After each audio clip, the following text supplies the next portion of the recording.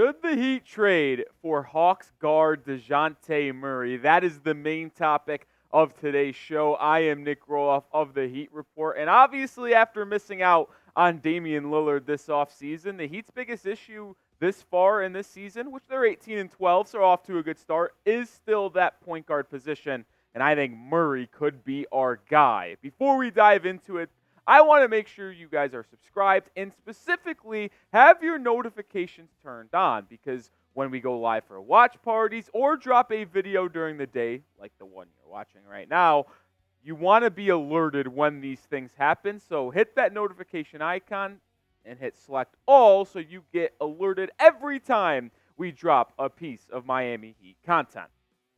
All right, these rumors began when Marc Stein reported on Murray's possibility of getting traded. He said multiple teams consulted in Orlando believe that the Hawks will explore their trade options with Dejounte Murray over the next 6 weeks leading up to that February 8th trade deadline.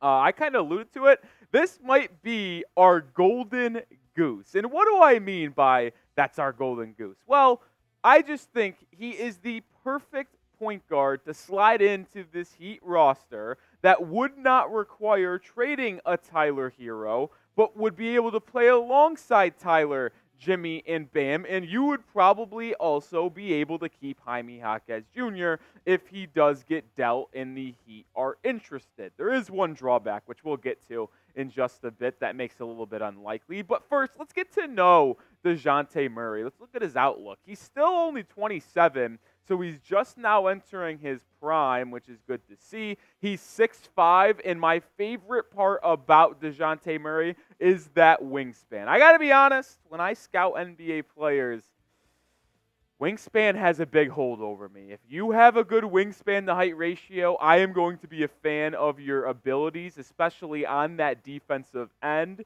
and he can guard really well on that perimeter and get in the passing lanes due to that wingspan. And one thing that I also like about Dejounte Murray is that he is actually under contract through 26-27. He does have a player option in 2027 and 28. And just a quick brief thing on that contract before we move on. It's a 4-year, $114 million contract extension that kicks in next season, which means if you did trade for Dejounte Murray, you'd only have to pay him just about 25, 26, 28, and $30 million over the next 4 seasons, which for a point guard of his caliber, well, that's pretty enticing. But before we dive in more on Dejounte Murray, be the GM for me.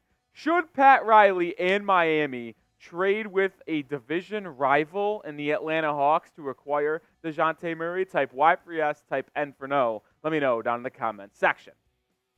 Murray's played in 30 games this season for the Atlanta Hawks and has been able to showcase what makes him such a special talent in our league. Obviously, Atlanta traded a pretty hefty package to the Spurs to acquire him to pair up with Trae Young a couple of years ago. It hasn't really worked out, as the Hawks are at the bottom of the Eastern Conference this year, and they were only in that play-in range last season as well. But Murray able to score 20 a game while also dishing out 5.5 assists. But the thing that has made me so impressed with Murray's game is his ability to improve as a three-point shooter. 37.5% from beyond the arc would be among one of his top seasons in the NBA. The 45.8% from the field is pretty average for him, but he's been improving as a three-point shooter. And I mean, come on.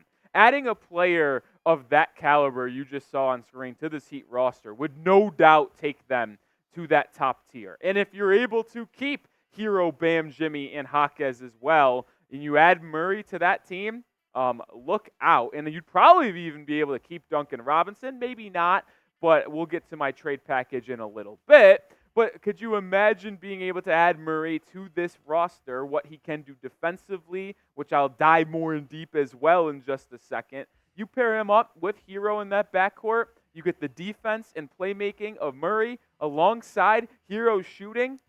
Whew, it is a match made in heaven. And before we talk about Murray's fit in the 305 a little bit more, I got to give some shout-outs to Factor Meals, America's #1 ready-to-eat meal delivery service that can help you eat well for breakfast, lunch, and dinner with chef-prepared, dietitian approved, ready-to-eat meals delivered straight to your door. You're able to save time and stay on track with your healthy lifestyle while tackling all your holiday to-dos, because I know most of us aren't done with the holiday season just yet. Treat yourself to high-quality, delicious meals over the holidays. Choose from 35 chef-crafted meals every week that support a healthy lifestyle, whether it be calorie smart, vegan and veggie, protein plus, and they also have more wholesome options. I'm a big-time fan of that honey mustard chicken you see on screen. I also love an Italian herb chicken with some vegetable risotto. I had that for lunch yesterday. It's just absolutely fantastic. And one thing I love about Factor is that they are actually helping the environment. They offset 100% of their delivery emissions and source 100% renewable electricity for their production sites and offices. So even when it's being shipped to your door, it is still being good for the environment. So head to factormeals.com/NBAchat50 and use code NBAchat50 to get 50% off. That's code NBAchat50 at factormeals.com/NBAchat50. Get that 50% off right now. Link is in the description and comments of today's video.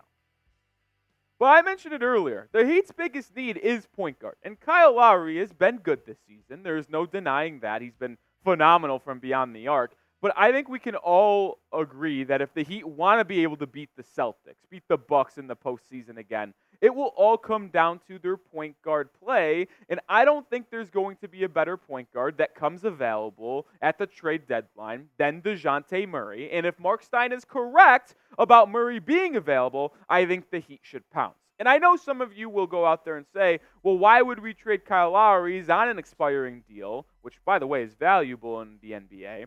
And he's shooting really, really well. Well, I think Murray can do the same thing. And if you look at the two guys side by side here, yes, Kyle Lowry is shooting a phenomenal 48% on catch-and-shoot threes, which he's putting up 3 a night. And honestly, that's one of the things that drives me nuts about Kyle, is that I wish he'd put up more threes. I feel like he passes up some open shots too many times. But the thing that Kyle does hold back this offense, and I know you have Jimmy, Bam, and Tyler attacking the rim, but Kyle Lowry refuses to get inside the paint and finish amongst the trees, which, yeah, that's not his game, but only 1.5 field goals inside that 10-foot area, and he's not getting in the mid-range either and shooting less than 1 shot a game. What Dejounte Murray can bring to the table is 3-level scoring alongside elite defense. The catch-and-shoot threes for Murray are a little concerning at 35.5%. I won't deny that. But it is fascinating to me that he's able to make more threes, 40% on the mark this year, when he's dribbling into a three-pointer, whether it be in a transition pull-up three or a sidestep three. Murray is better dribbling into his shot, which means the shooting is there, and I think the Heat would be able to coax a better catch-and-shoot shooter out of Dejounte Murray, but you also see it, 54% within 10 feet of the basket on 6 attempts a night. He's able to get to the rim, he's able to get to the mid-range, and he's able to hit some three-pointers as well. And it goes beyond the stat sheet with Dejounte Murray.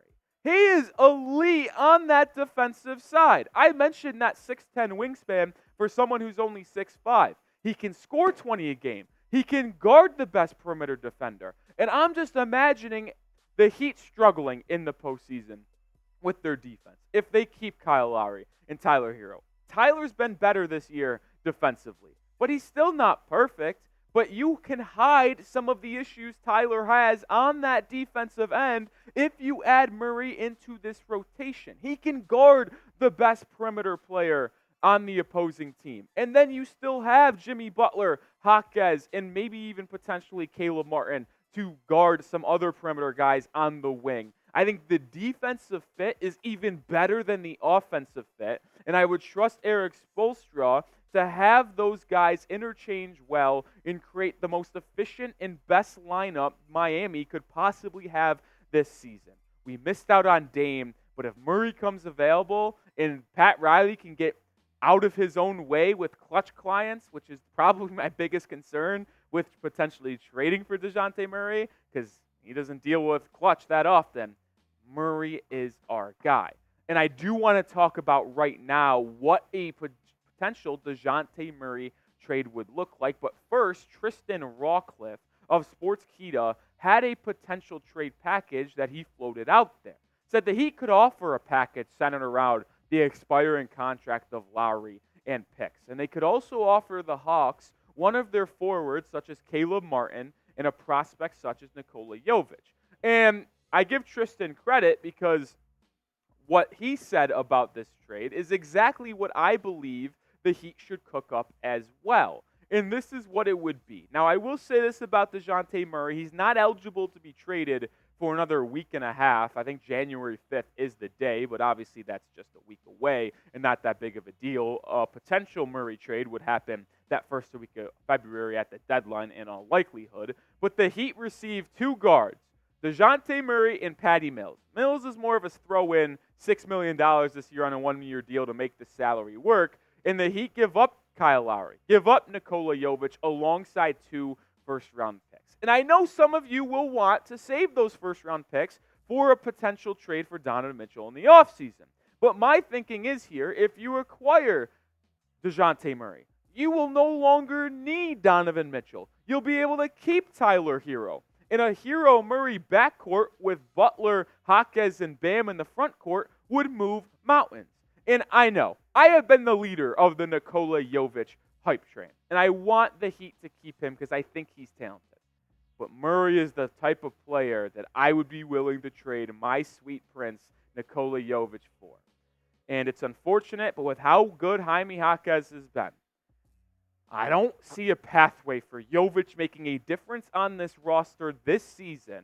And honestly, my doubts for Jovic impacting next year's Heat team are starting to creep in as well. I'd cash in on Jovic while we still can, while he's still at his youngest, has the most potential he could have in a trade package. I'd send him and Lowry alongside a couple of first-round picks to acquire Murray and have Patty Mills as a potential 12th, 13th guy that can provide veteran leadership and maybe even knock down some threes in a spot where the Heat would need. So let me revisit that trade and get your thoughts on it down below. Would you accept this trade to get Dejounte Murray? Type A for accept, type D for decline. Get those votes in down below. I am, and if you can't tell by how I've been talking about Dejounte Murray this entire video, he is someone that ever since it came out that he could be available via trade, I am just blushing over because you mentioned this lineup, and I've talked about it a couple times throughout today's video. Murray and Herro in the backcourt. You have two 20-plus point per game scorers. You have elite defensive play and playmaking in Murray. And then Tyler Herro shooting and spurt ability. It would just be a dynamic duo in the backcourt. And then you got these three. The best defensive player on the planet in Bam Adebayo. The best rookie this season in Jaime Jaquez Jr., who can play a small ball four. He has that veteran mindset already as a 22-year-old rookie. And then you have the fourth quarter closer in Jimmy Butler. I can just see it. And sure, the questions about spacing would be there, but the defense would be top tier. The finishing around the rim would be there. And if you trust Jaquez's three-point shooting to go up, Murray to continue to shoot the rock at that level, and then obviously Tyler Herro is one of the better shooters in the NBA as well. This is a lineup that would be the death lineup for Miami to close games in the fourth and open games. It would just be a dream and a fever pitch to see these five in a Heat uniform closing out games in the postseason. That'll do it for today's video. Appreciate you all staying in throughout the entire show. As you can tell, I was very excited about talking about a potential Dejounte Murray trade. If you want to see more trade rumors and want to join us for our Miami Heat Golden State Warriors watch party tomorrow evening against the Golden State Warriors at 9 p.m., make sure you hit that sub button and turn on those notifications like I mentioned earlier in the video, because I'm only helping you guys out when you turn those noties on. I'll see you on the next one. Go Heat.